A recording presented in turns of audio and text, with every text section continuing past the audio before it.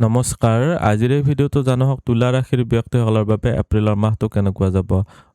আৰু দন্তত এই দুটা আখৰেৰে যিসকল ব্যক্তিৰ নাম আৰম্ভ হয় তেওঁলোকৰ হৈছে তুলা ৰাশি। ভিডিঅ'টো চাই যদি ভাল লাগে তেতিয়াহ'লে এই দুটা আখৰেৰে নাম আৰম্ভ হোৱা ব্যক্তিসকলৰ সৈতে ভিডিঅ'টো শ্বেয়াৰ কৰিবলৈ নাপাহৰিব। প্ৰথমতে দেখুৱাই দিছোঁ আপোনালোকৰ স্বাস্থ্যৰ ক্ষেত্ৰত। ৰাশিৰ মালিক গৈ কিনে আপোনালোকৰ সপ্তম ঘৰত আছে, যিটো এটা মাৰক ঘৰ হয় আপোনালোকৰ কাৰণে। পানী বেছিকৈ খাওক, নহ'লে বৰ্তমান সময়ছোৱাত কিন্তু কিডনীজনিত প্ৰব্লেম হোৱাটো খুব স্বাভাৱিক। পানী বেছিকৈ খাব।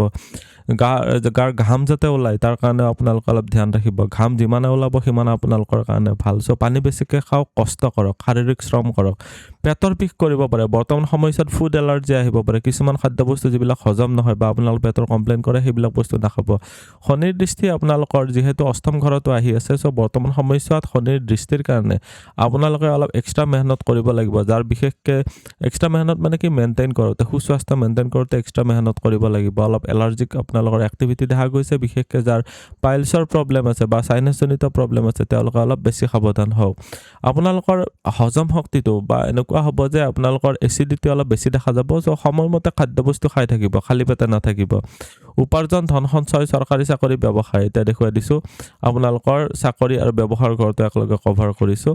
উপাৰ্জনৰ ঘৰত কেতুৰ স্থিতি থাকিলে কিছুমান গুপ্ত চ'ৰ্চৰ পৰাও আপোনালোকৰ ধন আহৰণ হ'ব পাৰে, যিটো মানুহে নাজানে কিন্তু আপোনালোকৰ বহুত ইনকাম হৈ আছে। এতিয়া দেখুৱাই দিছোঁ আপোনালোকৰ যিহেতু উপাৰ্জনৰ ঘৰত কেতুৰ স্থিতি আছে আৰু মালিক ৰবি হয়। ৰবি যাই কিনে আপোনালোকৰ চাকৰিৰ ঘৰত আছে, তাৰপিছত আহি কিনে ৰবি সপ্তমত আহি তুংগী হ'ব। সপ্তমত ৰবি বৰ এটা বলি অৱস্থাত নাথাকে। তথাপি আপোনালোকে যদি নিজৰ মেহনত বনাই ৰাখে তেতিয়াহ'লে আপোনালোকে কিছুমান ক্ষেত্ৰত, যেনেকুৱাকৈ কনষ্ট্ৰাকশ্যন সম্বন্ধীয় ক্ষেত্ৰত বা আপোনালোকৰ চৰকাৰী ছেক্টৰৰ এডমিনিষ্ট্ৰেটিভ লাইনত বা পলিটিকেল হাউচৰ চাকৰিবিলাকৰ ক্ষেত্ৰত আপোনালোকৰ কৰ্মপ্ৰাপ্তিৰ কাৰণেও ভাল দেখা গৈছে। শুক্ৰ গ্ৰহটো 19 তাৰিখলৈকে ব্যৱসায়ৰ ঘৰত স্থিতিৰ কাৰণে আৰু ব্যৱসায়ৰ ঘৰৰ মালিকৰ যাই কিনে বুদ্ধিস্থানত স্থিতিৰ কাৰণে অৱশ্যে মংগলটো আহি কিনে দ্বাদশস্থ হ'ব। 2 তাৰিখৰ পিছত ব্যৱসায়ত অলপ এক্সট্ৰা মেহনত কৰিব লাগিব। কিন্তু আপোনালোকে যদি কলাকাৰ বা ফেশ্বন ইণ্ডাষ্ট্ৰীৰ সৈতে জড়িত হয় বা আৰ্টিষ্টিক কাম যদি কৰি আছে বা আপোনালোকে যদি ইলেক্ট্ৰনিক্স বা ইনফৰমেশ্যন টেকন'লজি ৰিলেটেড কিবা ব্যৱসায় কৰি আছে তেতিয়াহ'লে আপোনালোকৰ কাৰণে বহুতেই ভাল। আপোনালোকে কাপোৰ কানি বা ধুনীয়া ফেশ্বনেবল সামগ্ৰী বা আপোনালোকে পাৰফিউম ইণ্ডাষ্ট্ৰীৰ সৈতে ব্যৱসায় কৰি আছে, মেকআপৰ বস্তুৰ যদি কচমেটিকৰ ব্যৱসায় কৰি আছে তেতিয়াহ'লে বৰ্তমান সময়ছোৱা ভাল। এইখিনি সময়ছোৱাত আপোনালোকৰ ছেভিংছ যিটো হয়, জমা ধনটো আপোনালোকৰ শত্ৰুৰ কাৰণে অৱনমিত হ'ব পাৰে বা খৰচ হৈ যাব পাৰে। তাৰ প্ৰতি অলপ ধ্যান ৰাখিব পাৰিব লাগিব। ভাগ্যপিতা ধৰ্ম বা গুৰুজনৰ ক্ষেত্ৰত চালে ভাগ্যস্থানত বৃহস্পতিৰ স্থিতি অতিশয় ভাল, এক্সেলেণ্ট স্থিতি। বৰ্তমান বুদ্ধিস্থান এক্টিভ হৈ আছে। বৰ্তমান সময়ছোৱাত আপোনালোকে নিজৰ ভাই ভনীৰ ফালৰ পৰা ছাপোৰ্ট লাভ কৰিব পাৰিব। সন্মান প্ৰাপ্তিৰ কাৰণে ভাল হৈছে। বৃহস্পতিৰ এইটো স্থিতি আপোনালোকৰ জুনৰ 2 তাৰিখলৈকে আছে। এইখিনি সময়ছোৱাত আপোনালোকে যিমান পাৰে নিজকে আপলিফমেণ্ট কৰাই লওক। তাৰপিছত আপোনালোকৰ বৃহস্পতি কৰ্মস্থানত যাব, কৰ্মস্থানৰ কাৰণে ভাল হ'ব। কিন্তু সন্মান প্ৰাপ্তিৰ ক্ষেত্ৰত আপোনালোকৰ কোনোবা নহয় কোনোবাই আপোনালোকৰ সন্মানটো অৱনমিত কৰিব পাৰে বা আপোনালোকক অপমানিত কৰিব পাৰে।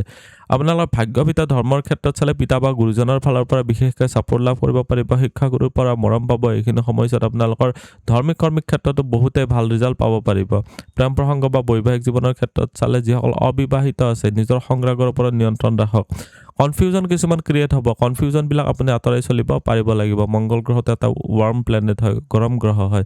বৰ্তমান সময়ছোৱাত আপোনালোকৰ লাভ মেৰেজৰো যোগ বনাই আছে, কাৰণ আপোনালোকৰ সপ্তম ঘৰৰ মালিক যায় কিন্তু 2 তাৰিখলৈকে অৱশ্যে আছে। 2 তাৰিখৰ পিছত বিবাহৰ ক্ষেত্ৰত যিবিলাক পজিটিভিটি আছে সেইখিনি বহুতখিনি ডাউনগ্ৰেডেড হৈ যাব।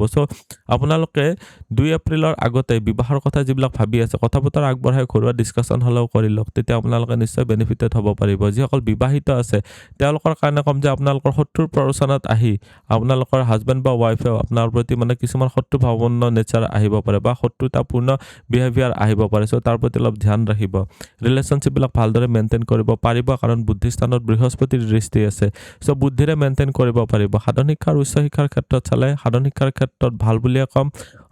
কিছুমান অৱশ্যে অপ্ৰীতিকৰ পৰিস্থিতিৰ সন্মুখীন হৈ থাকিবলগীয়াত পৰিব পাৰে, পঢ়া পৰিৱেশটো অলপ ডিষ্টাৰ্ব হৈ থাকিব পাৰে। কিন্তু এনে বেয়া নহয় আপোনালোকৰ কাৰণে।